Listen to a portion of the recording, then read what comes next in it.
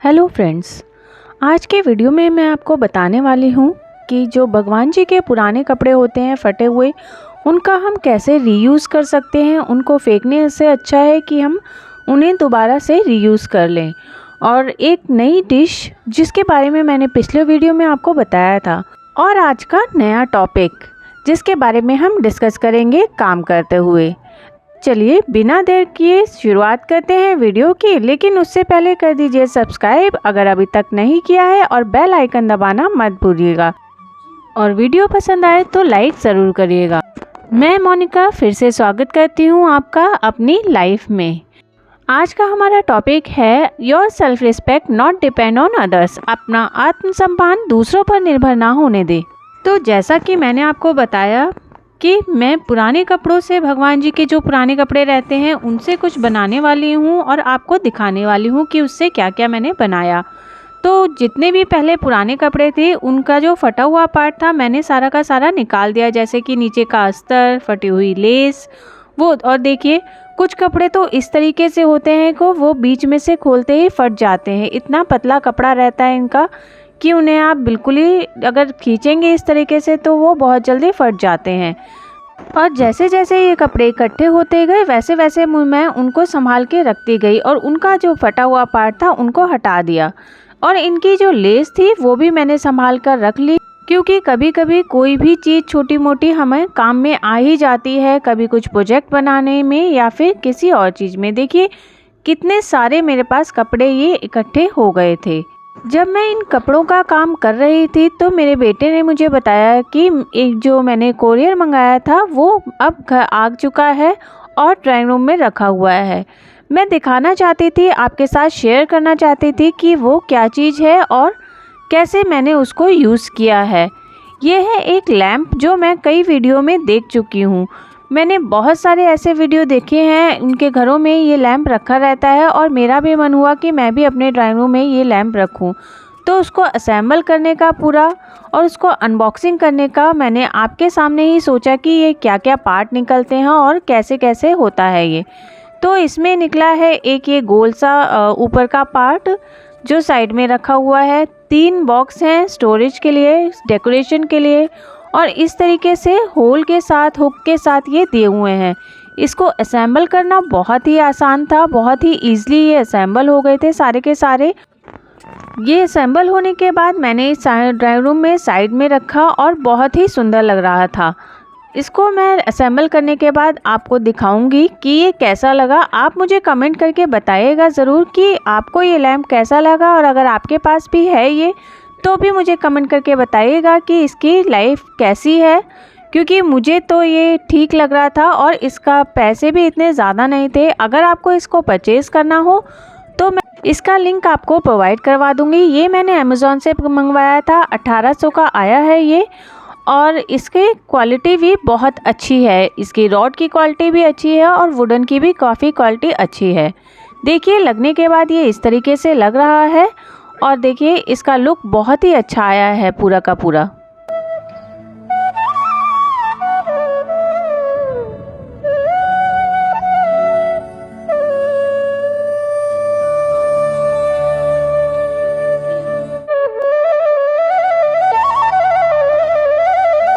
तो चलिए अब शुरुआत करते हैं अपने टॉपिक की।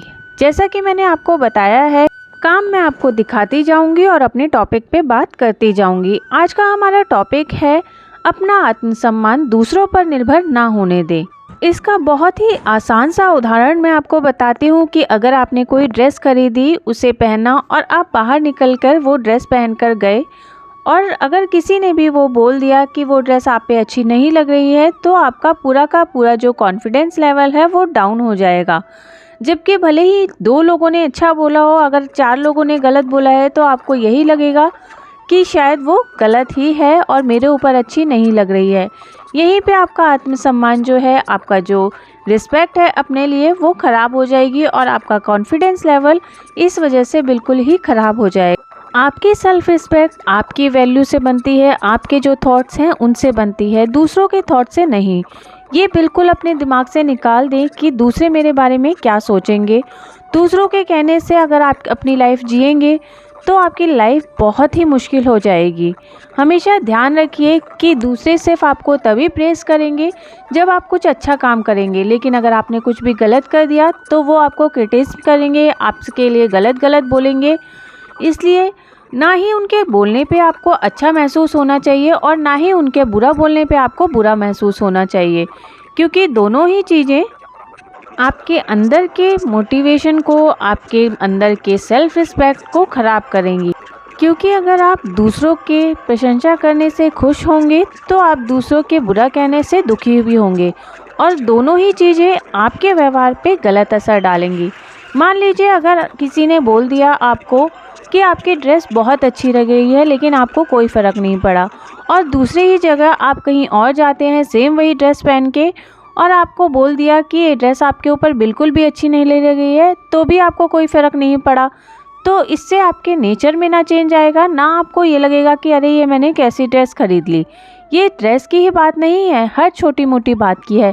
आपके घर में जितने फैमिली मेम्बर रहते हैं वो भी आपको कुछ ना कुछ गलत बोलते होंगे, लेकिन अगर आप उन पे ध्यान ही ना दें, उनके बारे में ना सुने, तो फिर आपको कोई फ़र्क ही नहीं पड़ेगा, ना ही आपकी सेल्फ रिस्पेक्ट कम होगी। कई घरों में ऐसा होता है कि जब नई नई कोई लड़की शादी करके किसी ससुराल में जाती है, तो या तो उसकी सास की बात उसको बुरी लगती है या फिर उसकी बात उसकी सास को बुरी लगती है। अगर दोनों ही ये नेचर अपना लें कि दोनों को ही एक दूसरे की बात बुरी ना लगे, तो घर में ना तो कोई कलह का माहौल होगा और ना ही किसी को कोई दिक्कत होगी। सेम प्रोसेस ऑफिस में भी होता है। जब कोई कुलीग नया आता है, कई लोग उसे सपोर्ट करते हैं और कई लोग उसके साथ डिस्क्रिमिनेशन करते हैं कि इसे ये नहीं आता, वो नहीं आता। अगर वो इंसान ये सोचेगा कि ये लोग मेरी तारीफ़ कर रहे हैं तो उसे खुशी होगी, और वो ये सोचेगा कि अगर ये लोग मेरी बुराई कर रहे हैं, मैं तो नया आया हूँ, तो उसे दुख होगा। इसके बदले में अगर वो ये सोचे ही नहीं कि ये मेरी अच्छाई कर रहे हैं या बुराई कर रहे हैं, सिर्फ अपना काम अच्छे से करते रहे, तो उसे कोई फ़र्क ही नहीं पड़ेगा और वो अपना काम भी बहुत अच्छे से कर पाएगा, सबके साथ हंसी खुशी रहेगा। ये चीज़ सिर्फ इसी पे डिपेंड करती है कि आप दूसरों की बातों से प्रभावित ना हों, चाहे वो अच्छी बातें हों या बुरी बातें। आप सिर्फ अपना काम अच्छे से करिए और दूसरों के साथ अच्छे से बात करिए, सिर्फ इतना ही करना है आपको, क्योंकि तभी आप अपनी लाइफ में बहुत ज़्यादा खुश रह पाएंगे। देखिए, आपसे बातें करते हुए मैंने भगवान जी की चीज़ों से 2 चीज़ें बना ली। शुरुआत में आपने देखा ही होगा, लड्डू गोपाल के 2 सोफ़े हैं जिन पे मैंने नए कवर चढ़ा दिए इन्हीं कपड़ों से, और दूसरा ये है फूल बंगला, जो कि ऊन से मैंने इसका पूरा जाल बिन दिया है, और जो बचा हुआ पीछे का पार्ट है जो मुझे ठीक से बिनना नहीं आया, उसमें मैं ये इस तरीके से जो माता रानी के लहंगे निकले थे उनको चिपका दूंगी, ताकि इसका बैकग्राउंड भी बहुत अच्छा सा बन जाए। और बाहर की तरफ मैंने लगा दी है लेस। ये देखिए कुछ इस तरीके से लग रहा है, ये पॉम लगा दिए बीच में, और पीछे ये मैं लगाने वाली हूँ इस तरीके से ये कपड़ा। ये तीनों के तीनों इस तरीके से लगाने के बाद ये बहुत ही सुंदर सा बन जाएगा मेरा फूल बंगला। मैंने जो आपसे आज टॉपिक शेयर किया है वो ऐसे ही नहीं किया है, मैंने खुद आजमाया हुआ है उस चीज़ को, इसीलिए आपसे वो टॉपिक शेयर किया है। क्योंकि शुरू में जब मैंने नया ऑफिस ज्वाइन किया था तो मुझे भी क्रिटिसिज्म सहना पड़ा था। शुरुआत में मुझे भी बड़ी तकलीफ़ हुई, लेकिन जब बाद में मैंने उन चीज़ों को इग्नोर करना शुरू कर दिया, सिर्फ अपने काम पे ध्यान दिया, तो मुझे प्रमोशन मिलना शुरू हो गया। इसीलिए मैं कहती हूँ कि हमेशा इस चीज़ का ध्यान रखिए कि सिर्फ अपने काम को बहुत अच्छे से करिए और दूसरों के साथ हमेशा अच्छे से बिहेव करिए, क्योंकि यूनिवर्स हमें वही देता है जो हम यूनिवर्स को दे रहे हैं। इट मीन्स आप जैसा करेंगे वैसा आपको यूनिवर्स देगा, चाहे फिर वो आप अपने लिए करें या दूसरों के लिए। तो देखिए, बाकी बचे कपड़ों से मैंने ये छोटे वाले चौकी के आसन बना दिए और सारे के सारे कपड़े यूज़ कर लिए। तो चलिए अब शुरुआत करते हैं उस रेसिपी की जिसके बारे में मैं आपसे बात कर रही थी। आज मैं बनाने वाली हूँ सोयाबीन के कबाब। इसके लिए पहले आप सोयाबीन को भिगो दीजिए 1 चम्मच दही के साथ करीब 1 या 1.5 घंटे के लिए। जब सोयाबीन सॉफ्ट हो जाएगी तो इसको उबाल लीजिए और उसमें डाल दीजिए 1 टमाटर, अदरक, हरी मिर्च, लाल मिर्च सूखी, और अगर आप डालना चाहें तो लहसुन भी और प्याज भी डाल सकते हैं। मैं लहसुन प्याज का आपको पता ही है सावन में इस्तेमाल नहीं कर रही हूँ, तो इसलिए मैंने इसमें नहीं डाला है। तो बस पानी डाल के इसको 2 सीटी में उबाल लीजिए। 2 सीटी लगने के बाद जब कुकर ठंडा हो जाए तो खोल के देख लीजिए हमारी सोयाबीन बिल्कुल अच्छे से पक गई है। और टमाटर का छिलका साइड में करके सारी चीज़ों को एक साथ पीस लीजिए, इस तरीके से पेस्ट बना के। बिल्कुल महीन पेस्ट बन जाता है ये। और अगर इसमें आप अदरक लहसुन के साथ प्याज भी डाल देंगे तो इसका टेस्ट और भी इन्हेंस हो जाएगा। अब ये पेस्ट को एक बाउल में मैं निकाल लेती हूँ। और क्योंकि ये सोयाबीन है तो इसके में बाइंडिंग के लिए हमें कुछ ना कुछ तो डालना ही पड़ेगा। तो इसमें मैं ना तो मैदा डालने वाली हूँ और ना ही अरारोट डालने वाली हूँ और ना ही कॉर्नफ्लोर डालने वाली हूँ। इसमें मैं डाल रही हूँ हरी मिर्च, हरा धनिया, थोड़े से आलू, नमक, जीरा पाउडर, काली मिर्च powder, peri peri powder, chilli flakes और ऑर्गेनो फ्लेक्स और थोड़े से पिज़्ज़ा सीजनिंग।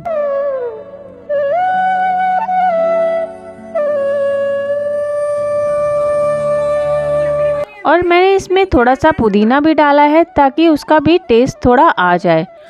और अब इसमें मैंने डाल दिया है थोड़ा सा ज्वार का आटा। ज्वार का आटा मिक्स करने के बाद मैंने इसमें थोड़ा सा राइस फ्लोर भी डाला है ताकि ये थोड़े से और कुरकुरे बन जाएं। इस रेसिपी में जितने भी इंग्रेडिएंट्स यूज़ हुए हैं मैं डिस्क्रिप्शन बॉक्स में उसको लिख दूंगी, आप चेक कर लीजिएगा। तो जब हमारा बेस रेडी हो जाएगा उसके बाद में इस तरीके से गोल गोल टिक्की की तरह बना लेंगे इनको। आप चाहें तो इनको कोई और शेप भी दे सकते हैं। मैंने इनको गोल गोल टिक्की की तरह या मान लीजिए कबाब की तरह बना लिया है। इसमें ब्रेड क्रम्ब की जगह पर मैं कॉर्नफ्लेक्स यूज़ कर रही हूँ जिनको मैंने पीस लिया है। और जो घोल तैयार किया है वो बाजे के आटे का है। बाजे के आटे में हल्का सा पानी मिला के घोल तैयार करके और इसकी कोटिंग कर देंगे इस तरीके से। ये देखिए, कई लोग ये कोटिंग के लिए जो मटेरियल लेते हैं वो एक प्लेट में लेते हैं, लेकिन मैं इसमें लेती हूँ। इससे ये आसानी से कोट हो जाता है। ये देखिए कितनी आसानी से बस घोल में डाल के इसको ब्रेड क्रम्ब में या इसमें डाला और हिला दिया और पूरी कोटिंग अच्छे से बन जाती है। इन कबाब को आप हफ्ते भर के लिए भी रख सकते हैं और बाद में इनको तल सकते हैं। मैंने भी ये कबाब उठा के फ्रीजर में रख दिए हैं ताकि मैं इनको फिर कभी बना पाऊँ। जब ये सारे कबाब तैयार हो गए तो मैंने 2 तरफ इनको करा है। एक तरफ कढ़ाई में तला है और एक तरफ तवे पर इनको इस तरीके से फ्राई किया है। कुछ कबाब पे मैंने कोटिंग नहीं की है और कुछ पे करी है क्योंकि मुझे दोनों का ही टेस्ट देखना था कैसा आता है। लेकिन जिस पे मैंने कोटिंग करी है वो बहुत आसानी से सिक रहे हैं। देखिए कितने अच्छे से पलट गए। और जिन पे कोटिंग नहीं करी थी उनको हटाने में थोड़ा सा दिक्कत आ रहा था।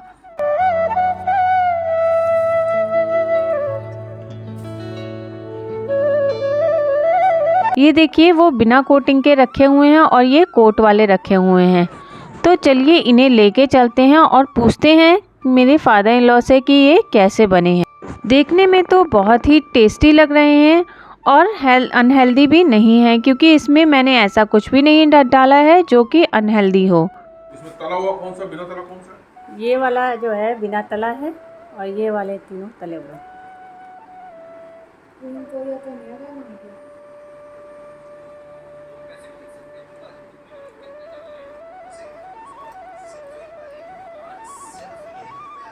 ये बिना तला है।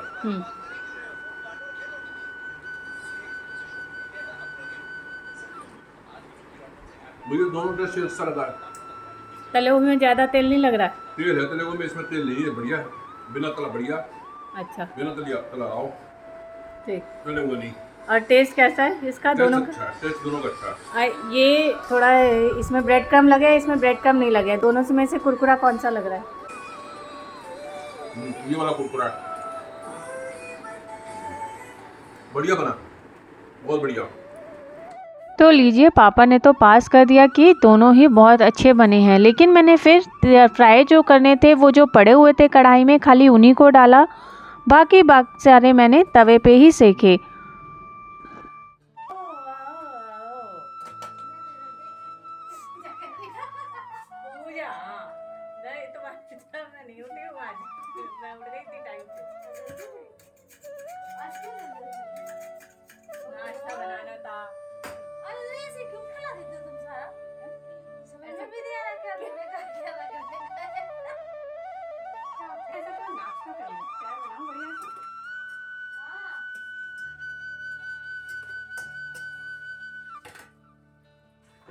इस तरीके से ये सोया के कबाब बहुत ही बढ़िया तरीके से बन गए। मेरे फादर इन लॉ को, बेटी को, दोनों को ही बहुत पसंद आए और मैंने जब नाश्ता किया तो मुझे भी बहुत ज़्यादा पसंद आए। वो जो मैंने फ्रीज़र में रखे थे, 1 हफ्ते बाद मैंने उनको अपनी बेटी के लंच बॉक्स में रखने के लिए एयर फ्रायर में सेका। ये कबाब वैसे ही दिख रहे थे जैसे फ्रोज़न फूड मिलता है हमें मार्केट में। और जब मैंने बेटी से पूछा कि इसका टेस्ट कैसा था तो उसने यही बताया कि अभी भी इसका टेस्ट वैसा ही है जैसा पहले था। एयर फ्रायर में मैंने इनको 200 डिग्री पे 15 से 20 मिनट के लिए रखा था। वक्त तो वो पहले ही गए थे, लेकिन जैसा कि मैंने पहले भी बताया कि इनको एक बार पलटना पड़ता है। आप कोई भी चीज़ अगर एयर फ्रायर में रखते हैं तो आधे टाइम बाद उसको पलटना ही पड़ता है। देखिए ये बाकी के बचे हुए टिफ़िन में रखे हैं, इसको मैं अपने और पापा के ब्रेकफास्ट में सेक लूँगी बाद में। तो आपको ये वीडियो कैसा लगा, आज का टॉपिक और जो मैंने भगवान जी के कपड़ों के साथ बनाई थी सारी चीज़ें वो और ये रेसिपी, तीनों ही चीज़ें आपको कैसी लगी प्लीज़ मुझे कमेंट करके बताइएगा। मुझे आपके कमेंट का वेट रहता है और चैनल को सब्सक्राइब ज़रूर करिएगा अगर अभी तक नहीं किया है। और वीडियो में रेसिपी पसंद आई हो, मेरा टॉपिक पसंद आया हो या फिर वो DIY पसंद आया हो जो मैंने भगवान जी के कपड़ों के साथ बनाया था, उसमें से कुछ भी आपको पसंद आया हो तो प्लीज़ वीडियो को लाइक ज़रूर करिएगा। मिलते हैं अगले वीडियो में, तब तक के लिए राधे राधे।